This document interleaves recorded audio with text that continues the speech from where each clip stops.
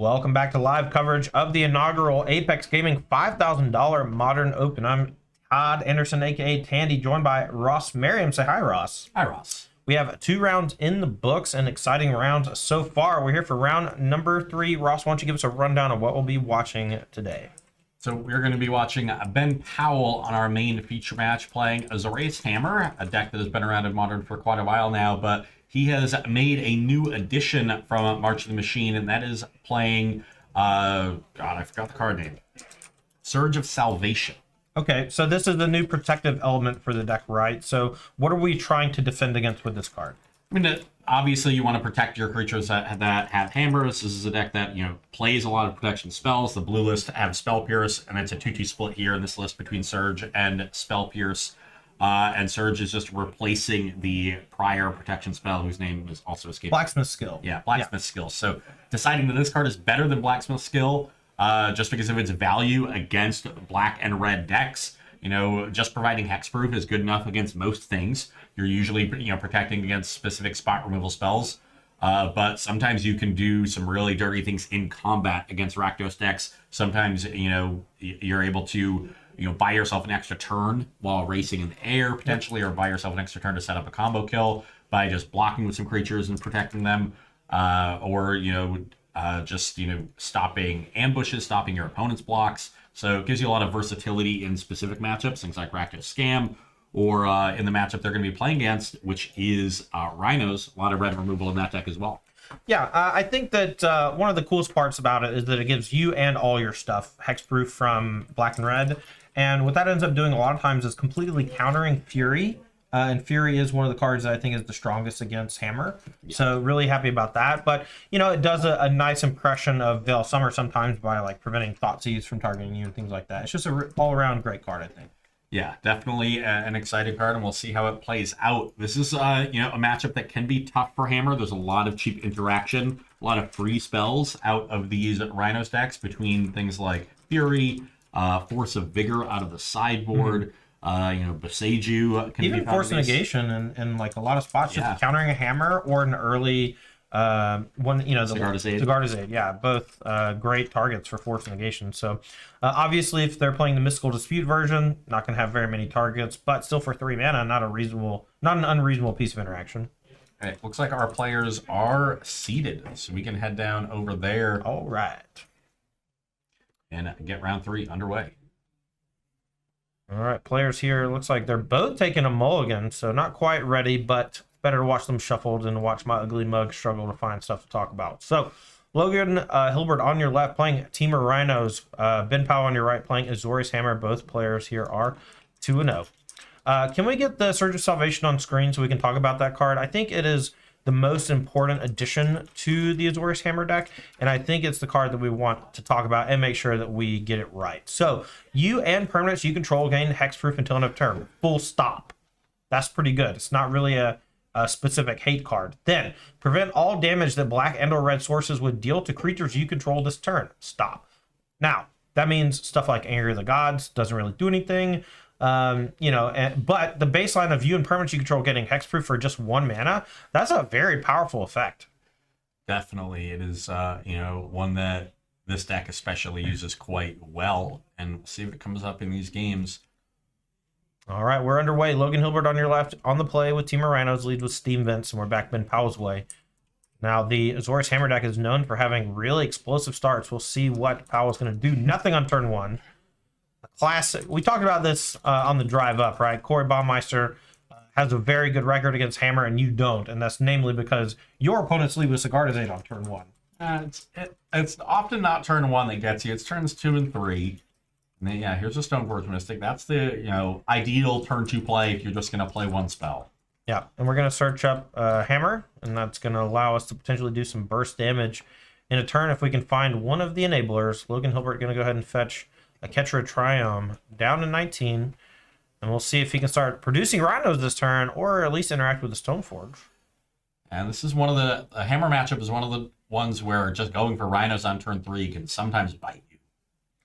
All right, an accidental flip over the top of the deck from Logan Hilbert. So we're going to take a pause here as we get this situated. This is just a dexterity error. I'm not sure if he's going to end up drawing the Fury or not. We'll get confirmation from the judge after we get a ruling, and we'll see how they fix it. This is obviously just a minor misstep, unintentional. This type of thing happens all the time in paper. No harm, no foul. We're just going to get it situated. In the meantime, we can take a look at Hilbert's deck list. Is playing a Mystical Dispute version. Has 3 of those in the main. I also see 4 Fire Ice, 4 Dead Gone, 3 Fury, 4 Brazen Bar. So a lot of removal in the main deck of Hilbert's list of Rhinos. So should help him out a lot in this matchup. All right, draw for turn from Logan Hilbert. Looks like that's one of the Blackout Forests from the new Innistrad sets. But here's a Charlotte's Agent on turn 3. This is going to make some Rhinos a guaranteed Cascade. Now, Hilbert looks like he is playing the version with Murktide Regent. That card is a nice addition to the deck, but sometimes difficult to cast just because the deck plays so few cheap cards that actually go to the graveyard. But as the game progresses, an obviously incredible threat. Yeah, and it is a singleton in Hilbert's list, so not a card he's looking to draw a lot of, Right. but can be a very good draw in the mid to late game, as you said. All right, back Powell's way. 10 power facing down on the other side, but Hammer doesn't really care that much. They can kill you from a whole lot of different angles. Those Gengars or Haunters? I think it's Gengars. Gengar. I like Gengar. Yeah. Are you a big Pokemon guy? I didn't take you for a Pokemon guy. No, I played Gen 1 and 2 when I was a kid. Ah, on the old Game Boy. Game Boy Pocket and Game Boy Color. Nice. Still own them. Nice.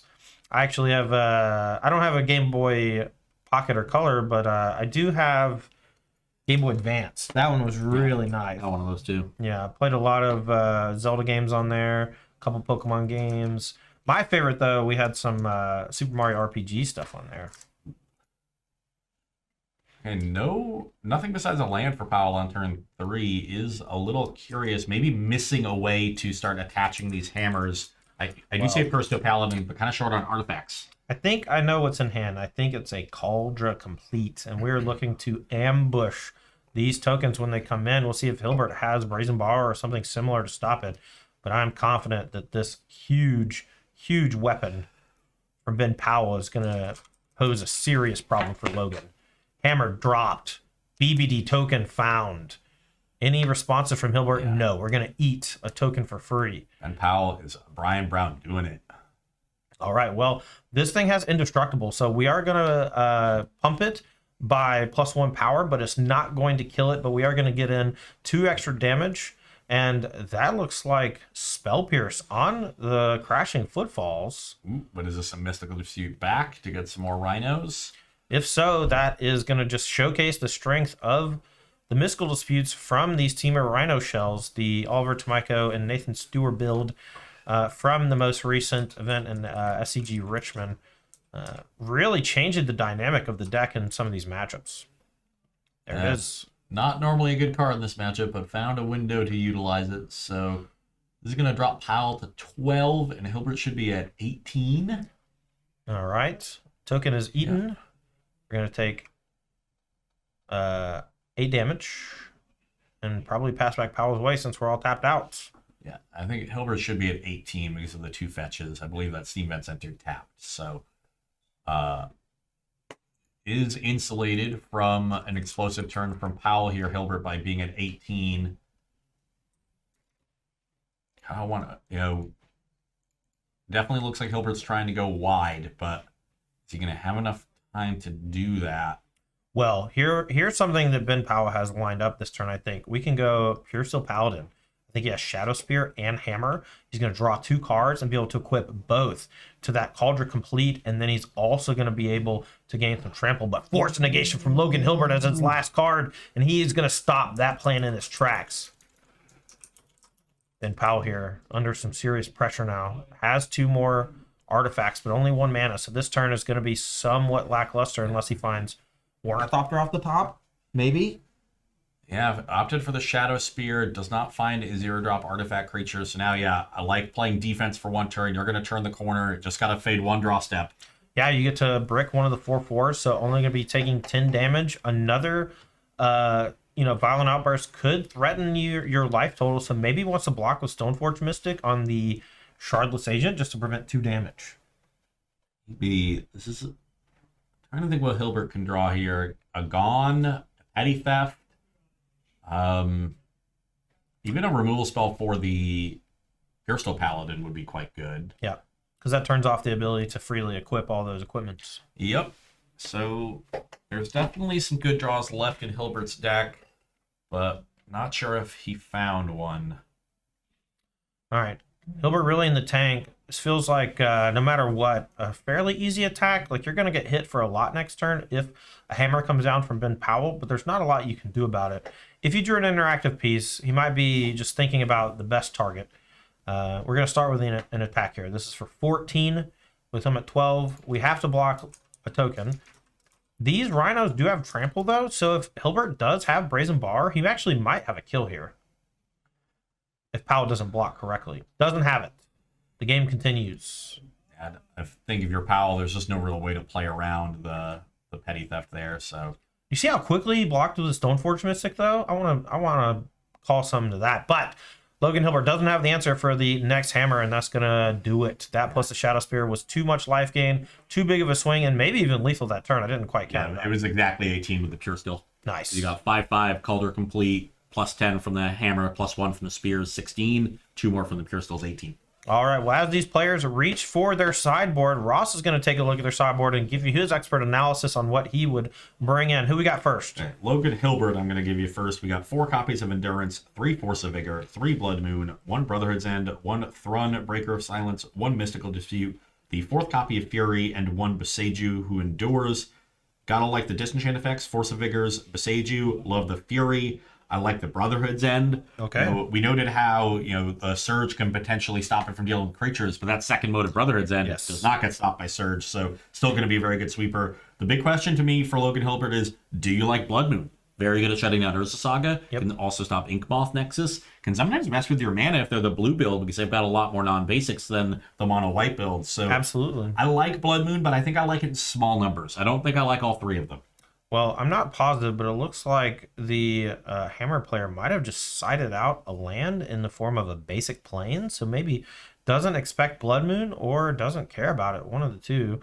Thumbing through his deck, looking for some potential cuts, but what is going to be coming in from the hammer side of things? So Powell's list, I see 1 Pithy Needle, 1 Relic of Progenitus, 2 Path to Exile, 2 March of Otherworldly Light, 2 Spell Pierce, 4 Sanctifier Envec, and 3 Lavinia Azorius Renegade. Ooh, so that's the heater, right? Gotta love the Lavinias, gotta love the 2 Spell Pierces. There's someone who hangs out in my Discord who absolutely loves Lavinia Azorius Renegade, and I can hardly blame them.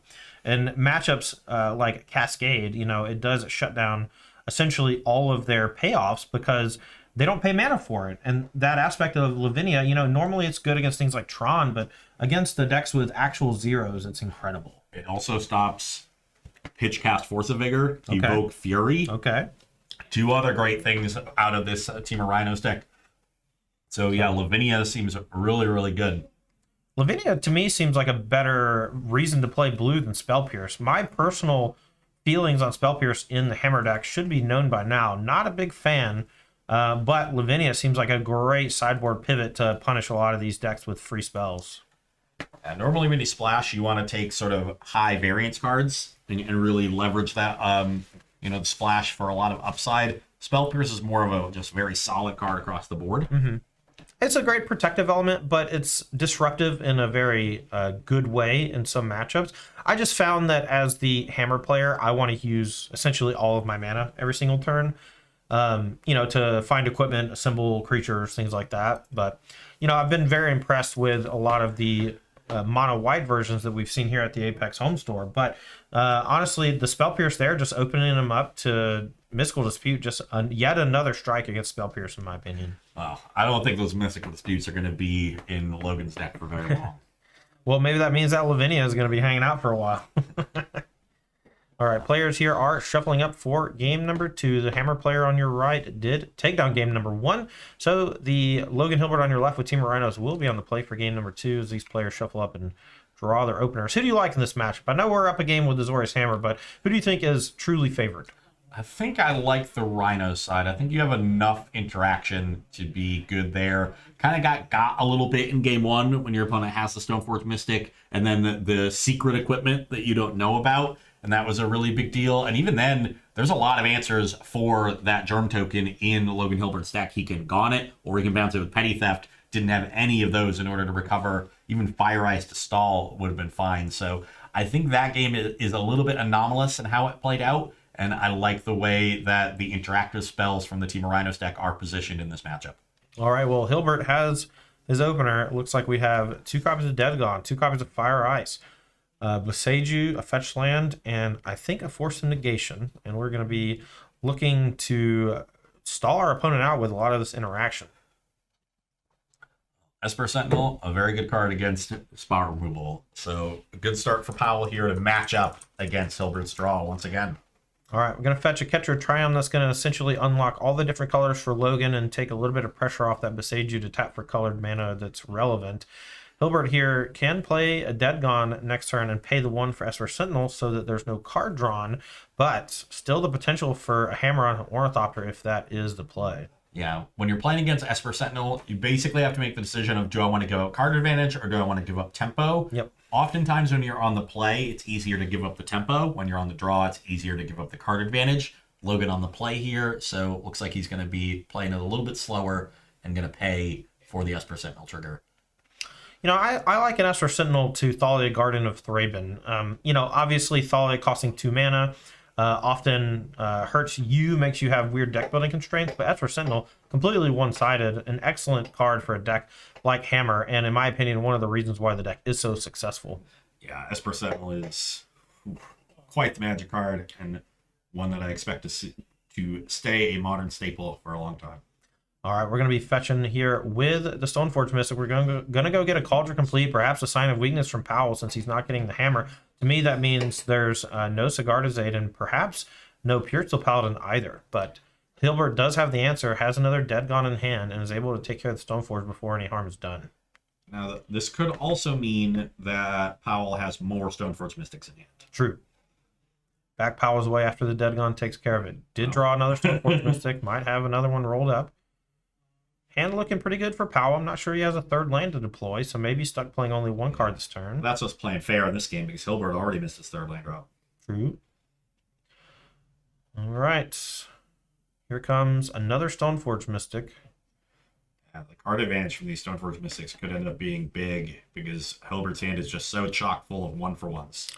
Yep, and with just a suspending of the Crashing Footfalls, you know, I don't even think he has a Cascader in hand. Oh, he did find one with Violent Outburst, so has the option here to Fire Ice or go for the Rhinos, but obviously in trouble if the Cauldron Complete comes down. So Powell essentially valuing the Stoneforge Mystic as a time walk. Yeah, you know, because he used the second Dead Gone on the first one in order to suspend Footfalls, he no longer has an answer to the Germ token, so has to deal with the Stoneforge Mystic. And at this point, actually getting punished for the play against the Esper Sentinel, because it would have been a lot easier for him to just deal with all those creatures and still have 3 mana on that turn and be able to get some Rhinos down and play the tempo game, and he's already behind in the card advantage game. So, you know, I think at the time his play was right, but the way this game played out, Hilbert might be regretting that decision. All right, we're going to go for Lavinia Azorius Renegade, and if Hilbert wants to go for the Violent Outburst in response, they can. Yeah. That's going to allow them to dig through their deck for a Crashing Footfalls, but Giver of Runes plus Lavinia will be somewhat difficult for Logan to deal with over the course of the next few turns, perhaps. I think does have the removal to deal with them, but only has the one... No, I think only 1 removal spell left. Has a Fire Ice and a Force Negation, Shardless Agent, and Unknown. Here comes a Smash for 8. Lavinia's going to block. We're going to give it protection in response, and here comes Fire. And we're going to trample over for 8. Owl not playing around the removal spell there, trying to protect his life total, and that is big for Logan Hilbert. Yeah, because now that means the Crashing Footfalls next turn is safe as well. For now. Now, is there another Lavinia? Is that why Powell was a little cavalier with the first one? Perhaps. I thought he'd draw Lavinia last turn, but I think hand is just a blue piece of interaction that I can't tell. I think it might be a Dispel or Spell Pierce. Probably Spell Pierce. And then drew a Hallowed Fountain for the turn, so could potentially double spell. Been stuck kind of single spelling for a while. Unfortunately, the suspend Crashing Footfalls is the only one that Spell Pierce is not good against.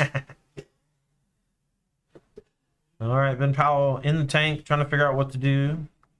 Could play like Stoneforge Mystic plus Esper Sentinel. That means that the Crashing Footfalls will cost 1 extra mana or allow for a card to be drawn.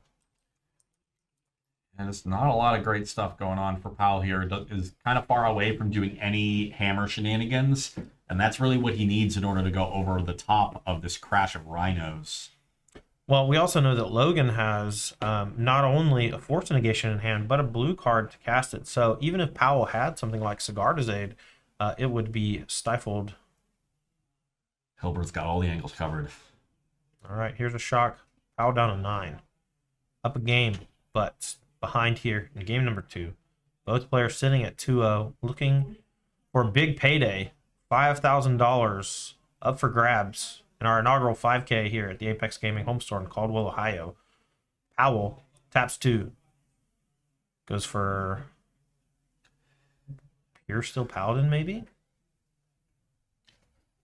That one doesn't get hit with Force Negation, huh? It doesn't, but it also just doesn't really have much impact on the battlefield.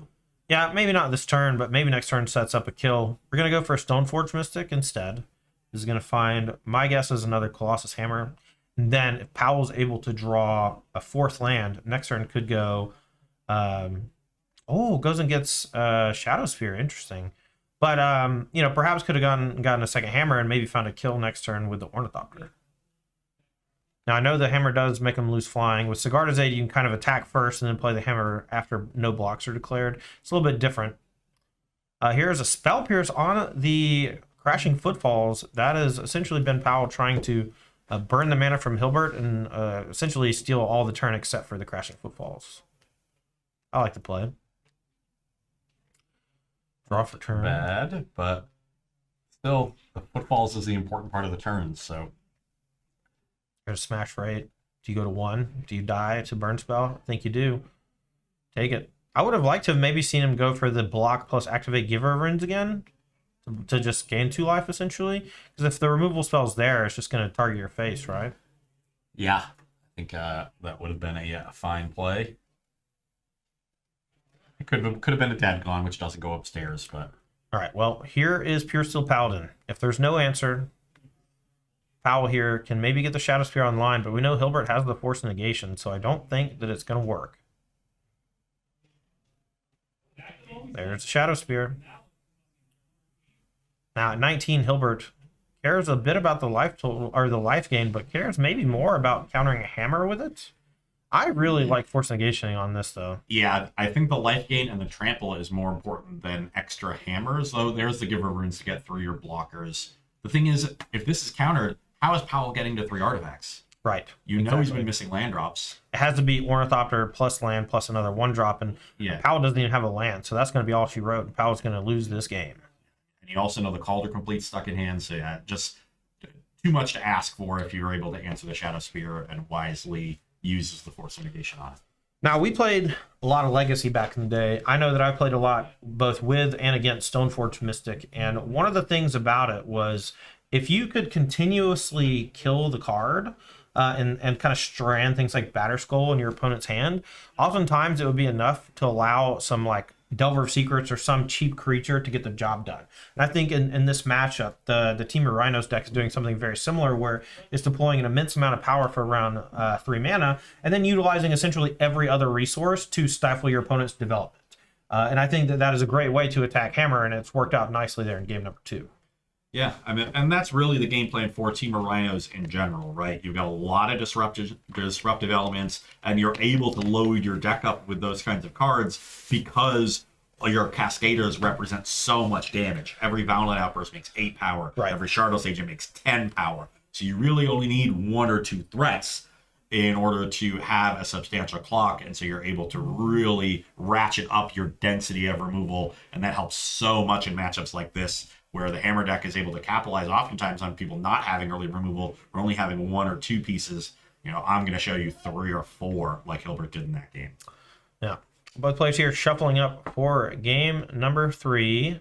We have Temur Rhinos on your left versus Azorius Hammer on your right. Azorius Hammer is going to be on the play for game 3. Significant advantage in a format like Modern, where it's very explosive, but potentially offset by something like Gemstone Caverns out of the Temur Rhinos deck.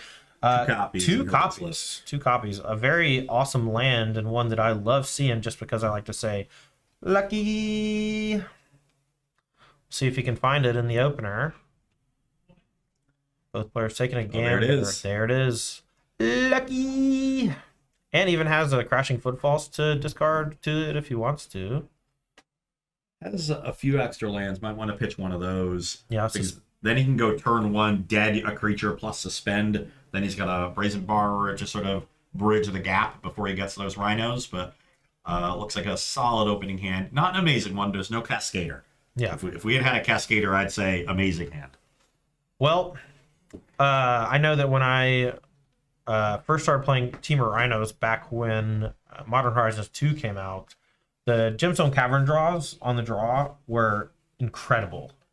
And as long as Hilbert can just find either, something to leverage the extra mana, I think in the driver's seat, especially because Ben mulliganing to 6 here. Yeah, so you're not even behind on cards. You get to steal the play, be ahead or even on both axes. All right, reasonable looking hand from Powell, though. Creatures, couple hammers. If one of those is a Pure Steel Paladin, could be a nice keep. Can bait with Stoneforge early on, and then... You think I saw a Pure Steel Paladin? I just think the hand was kind of clunky. All right. Gonna throw it back. Gonna go to 5, looking for something a little bit better. Also might not have had double white.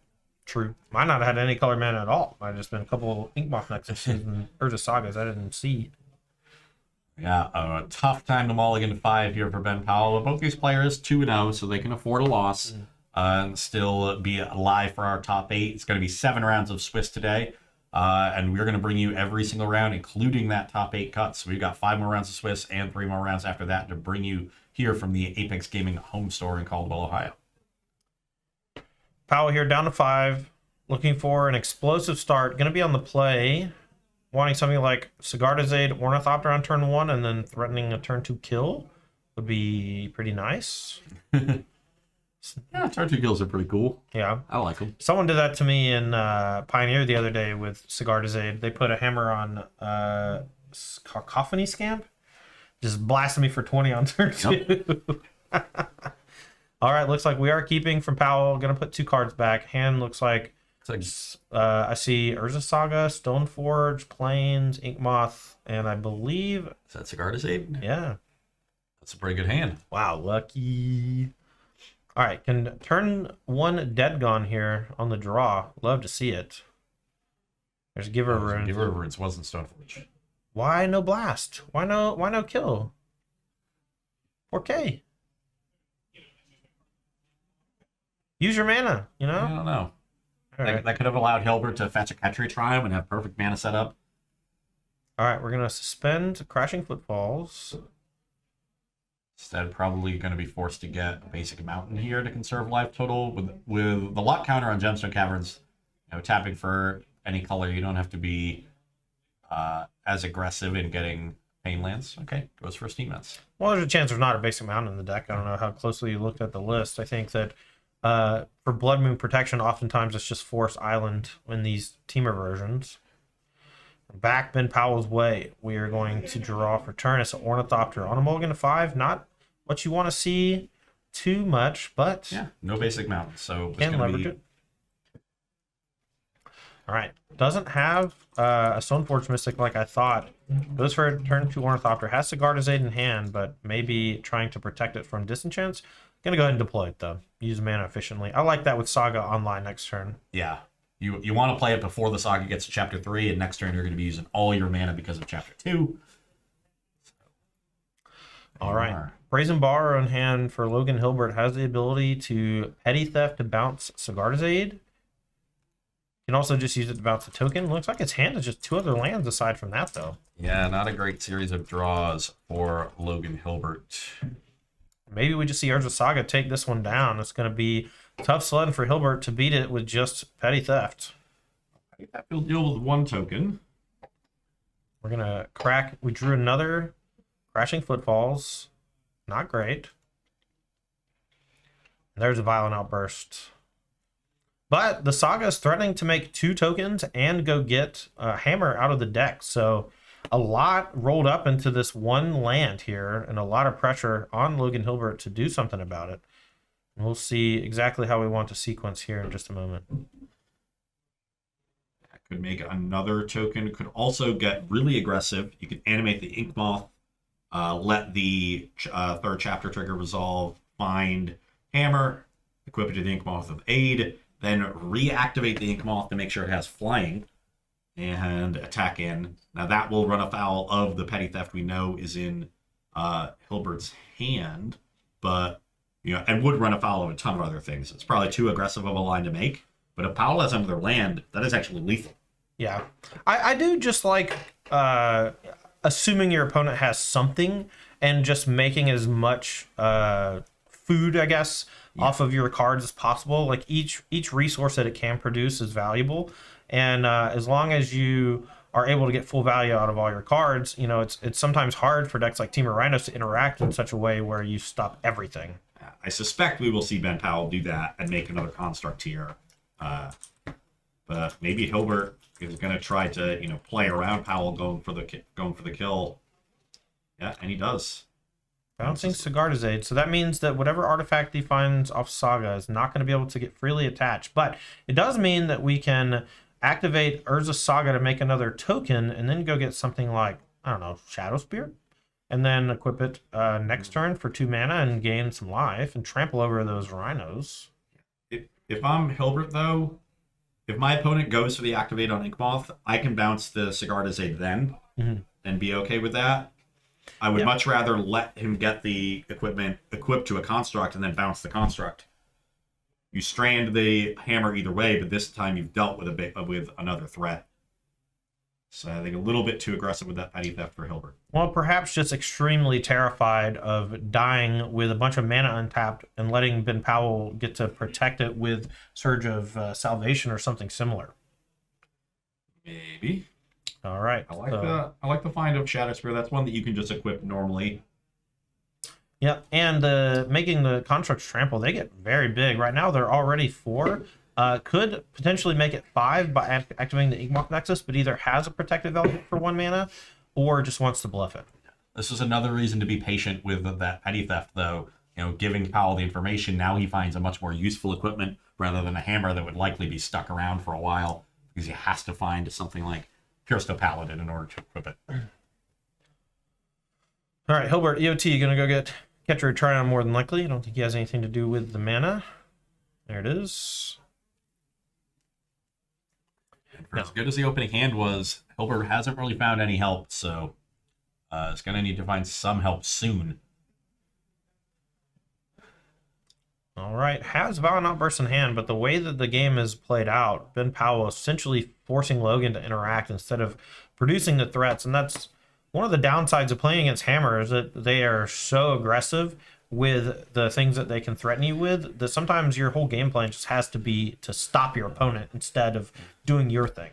Well, this turn we could, suspend another Footfalls, Violent Outburst on the opponent's turn, and have 2 5/4 blockers. The next turn get 2 more 4/4s and sort of make some double blocks in order to trade off for these constructs and end up ahead by a couple 4/4s. All right, hand looks like we have... Okay, interesting. So this is going to be a Violent Outburst here. We'll see if Powell has a piece of interaction. I think his hand is just Sigarda's Aid and Esper Sentinel and a Plains. And these constructs are only 4/4s right now. You can make them 5/5s by animating the Inkmoth Nexus, but the Rhinos that Hilbert makes off his Violent Outburst will get pumped by the Outburst itself resolving. They're 5/4s, so you can just block both of them and make this a clean trade. 1 Violent Outburst for your 2 constructs. That would be excellent for Hilbert. He's got those 2 Footfalls and Suspend and the Brazen Bar over there, so plenty left behind. He just needs to trade off for Powell's resources. Well, this is also a disaster for Powell because had the ability to play Esper Sentinel and a land and pump the constructs by 1, that would have made them 6/6s, and instead of trading 2 tokens for 2 tokens, you would have traded 2 tokens for, or 1 token for 1 token and gotten in some damage. Yep. All right, so these are going to trample each for 1 if he wants them to. Besides, okay, well, maybe thinking better of it, perhaps Logan didn't see the invisible buff from the Violent Outburst. It doesn't come up that much defensively, so looks like we're going to just trample over for a little bit, deal some damage, gain 1 life. Yeah, it's 5 coming across. So Powell's going to go to 19. Hilbert's going to go to 8. No, 6. Okay, gonna go back Hilbert's way. Footfall's paying the 1.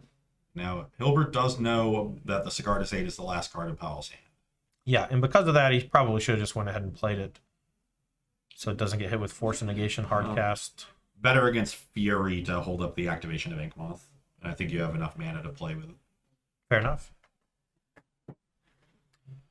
All right, Hilbert draws for turn. It's just a stomping ground. Has Force and Negation to protect from the Cigar to 8 if he so chooses. That will give a free card in the form of the Esper Sentinel at 6 life. Logan can't really afford to shock. Yeah, if they had made the 2 single blocks last turn, the shock would have been viable, but that might cost him a card. All right, decent pickup here for Powell. Finds Urza Saga. If Logan is forced to play defense, the Saga generating some tokens over the next few turns and finding something like Hammer to finish the job could be quite strong.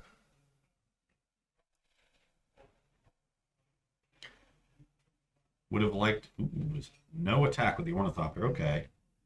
I was going to say I don't like Saga pre-combat if you're going to attack with the Ornithopter because it lets Hilbert know that he really needs to counter that Cigar to 8 because Saga represents a hammer hitting in a couple turns. But Powell deciding to slow this down says Saga is a really great draw. I want to get these constructs big before I make an attack. I like that. Yep. The Brazen Bar comes in. That was going to offer a trade, I think, with the Ornithopter. Maybe Powell doesn't want to offer that just yet. We'll see if Hilbert drew anything relevant. Looked like a blue card. Couldn't really place it.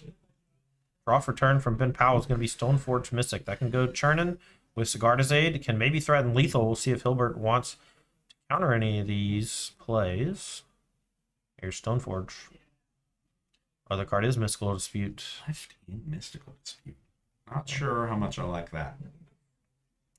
Hilbert here gonna play the Mystical Dispute. This does tap Ben Powell out if he wants to pay for it, which means no construct.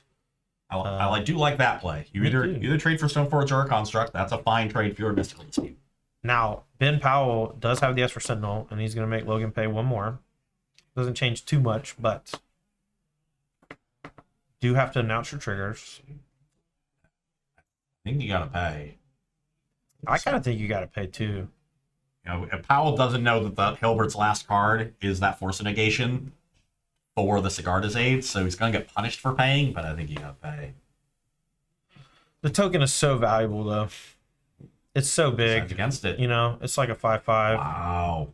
We're going to go ahead and play the Cigar to 8. That's the soul read for Force of Negation. Huh. Huh. All right, we're going to move the Shadow Spear over and then pass the turn. So now we got a 5/5. Hilbert needs to find a disenchant or he's in trouble. The Misty Rainforest. Any lands in the deck that do anything cool? No offense for the Misty Rainforest?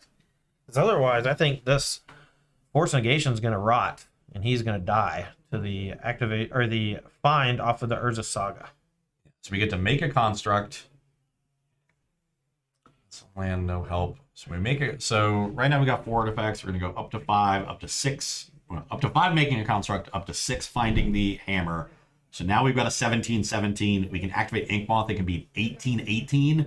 And the only things that can block it are 3 4/4s. 18 minus 12 is 6. Hilbert's a 6. Yep. And we know that Hilbert has not a lot going on, but Powell may choose to tutor up a different card than the Colossus Hammer. There's a couple of different cards where if you get Hammer, you get blown out, but I don't think there's that many things that he would rather go get. Gonna make a construct first. Now we resolve the ability. Chapter 3. Does Hilbert have the Force of Vigor? Doesn't look like it. Says it resolves. If Hilbert did have the Force of Vigor, he would just cast it on his own turn. Destroy your construct, destroy your saga. Attack 12 or whatever. Yeah. So I think you can safely assume there was no Force of Vigor. All right, well, here's the Colossus Hammer. That's the find. With Cigar to 8, it's going to freely attach and give +10/+10, likely to the Shadow Spirit construct token that Already has lifelink and trample. Or he's going to move it to the Esper Sentinel. So that's going to make it so if Hilbert wants to interact, he's got to give Ben a card or pay extra mana. And that allows Powell maybe to move the Shadow Spear over to do some more trample damage. Okay, so now we have a 7/7 Trampler and an 11/11 Esper Sentinel. And the 7/7 can be made into an 8/8. So we could double block one of them and chump the other, lose all our Rhinos, deal with a Construct, take no damage, and then we've got outs. All right, well, looks like that's the blocks that Logan's lining up. We're going to pass priority. I think 1, 2, 3, 4, 5, 6. So were both of the Rhinos supposed to die? The double block the token? 1, 2, 3, 4, 5. It was a 5/5 naturally, and then +1/+1 from the Shadow Spear is only 6/6, right? It should be a 6/6 naturally. Because there's currently 5 artifacts on the battlefield. So 7/7. And it would have been 6. Yeah, it should have been a 7/7, I think. Okay. All right, I'm gonna go try to pause them real quick. BRB. Our director's on the case. I wonder if we missed anything. The Inkmoth Nexus did not get activated. It did not. Because the 2 tap lands were for making the construct off the Urza Saga. Yep. So we're gonna get judge involved. Our director pause them for a sec. We're gonna go get the judge and explain what happened and see if there's any way that we can fix it. Either way, it looks like Hilbert's draw was a Fury. Yeah, that's a nice pickup. It's nice, but it doesn't deal with the Giant Esper Sentinel. Oh, that's true. Giant Esper Sentinel does seem pretty reasonable. Okay, so the fix is one of your creatures didn't die. Pretty easy fix. It's okay. Well, I mean, that is an important Rhino, though, because with the Shadow Spear, the Esper Sentinel becomes a 12/12. Yeah, but then you just attack with the other construct too, right? You can probably make it a 6/6 with something. Now, so Fury can come down and kill Ornithopter, and that'll shrink the constructs. Now there'd be 4 artifacts, 5 with the Ink Moth. And so that now you could triple block, put 3 Rhinos in front of Esper Sentinel. When it's a 12/12, put Fury in front of the other construct, and you've traded everything away. Okay, so perhaps a huge misstep from Ben Powell here. Thought that his construct was naturally trading with both of the Rhinos from Logan Hilbert, but instead leaves one behind, and with the Crashing Footfalls resolving and a Fury drawn, may have found the tools to get back into the game. Now, 2 of these Rhinos do have Summoning Sickness, and he's lining up some blocks. Inkmoth Nexus is over on the other side as well. Ooh, I think he's trying to get this construct to block, and that's not going to go well for him. Powell is at 25 and has a Shadow Spear. These attacks. I'll take it. That was the quickest take damage I've ever seen. All right, well, here comes Fury. This can knock off the Ornithopter at least. So potential peeled hammer. Maybe not quite lethal. With Force Negation in hand, but no blue card. Still doesn't look that good for Logan. That attack, perhaps a cry of desperation. And we'll go back Powell's way and see if he can close it out. Well, Logan is at 6. So if Shadow Spear goes onto the Esper Sentinel and the Ink Moth is also activated, but now because the Brazen Borrower got in, the Ink Moth can attack, but it's dealing damage and poison counters, so that's irrelevant. So that's still only going to leave the other constructs a 5/5. So you could triple block the Esper Sentinel and just fall to 1. You're still alive. Yeah, still alive, but you know, and anything off the top can potentially save you. What do we have in hand? I think we drew Lavinia, Azorius Renegade. You're not alive because you only have 11 toughness against a 12 power trampler. So you would actually take exactly 6. Okay, let's see if Ben Powell can figure out the math. Your opponent is tapped out. Invisible buffs. You actually can play the Lavinia here to try to play around Force of Vigor. Okay, puts it on the constructs. Not sure what that is gonna do. Okay. Now we can chump block the Esper Sentinel again. Well, so I think Ben is doing shields up. I don't think he found the kill, so now he's going to go for a board that can essentially kill next turn through basically anything, thanks to the Giver of Runes. The problem with that is if Logan Hilbert draws Force of Vigor right now, he can blow up the 2 most important artifacts on Ben Powell's side of things and maybe get back in this game. What do we draw? Fire Ice. Well, now we can just kill the Giver. At the very least. You do give a card to Ben Powell, but I think you have to. Esper Sentinel with Colossus Hammer. I don't think he's able to pay 11 to prevent the draw. I don't think attacks are going to do you any good. Well, I don't think blocks are going to do him any good either, so maybe he can squeak one by. Maybe he wants to go, like, tap down your Construct, attack for a bunch. The Esper Sentinel block the token. You can use Giver to chump block a Fury. And then 8 damage comes across, push you to 9. 3 more with the Brazen Bar is down to 6. If he can find another Fire Ice or similar, he can tap down the Esper Sentinel. So we tapped on the lifelinker. Yeah, he's going for a kill. He knows that if the opponent gets untapped, the game's over. Finds just Gemstone Caverns, and I believe that's going to do it. But Ben Powell has missed lethal twice so far, perhaps playing around something that wasn't there. So now an Alpha Strike means the Esper Sentinel eats the Fury, and that's all Powell really needs to do. You can even take the 15 if you wanted to. Probably make another block just to not die to a fire. Yeah, I don't think attacks are viable anymore. The Fire Ice was a desperation attempt to find lethal. Couldn't find it. Needed to find essentially another Fire Ice into something else, I think. But it was doable. And considering Ben Powell essentially could have killed last turn and didn't, gave Logan an out with that Fire Ice drawn. Here's an attack for 3. Brazen Bar, not playing defense. Yeah, I'm not sure what Hilbert could have drawn there. Back Ben Powell's way. Let's see if he can close it out. Urza Saga's the draw. Not useful for this turn. If he can't find the lethal attack, tries to play around too much, the Saga could generate some more value later. But you have to imagine he's itching to win the game this turn. Not sure if there's a lethal attack this turn, but just moving the Shadow Spear to the Esper Sentinel and attacking with Giver of Runes up should do enough of decimating Logan's board that you don't need lethal this turn.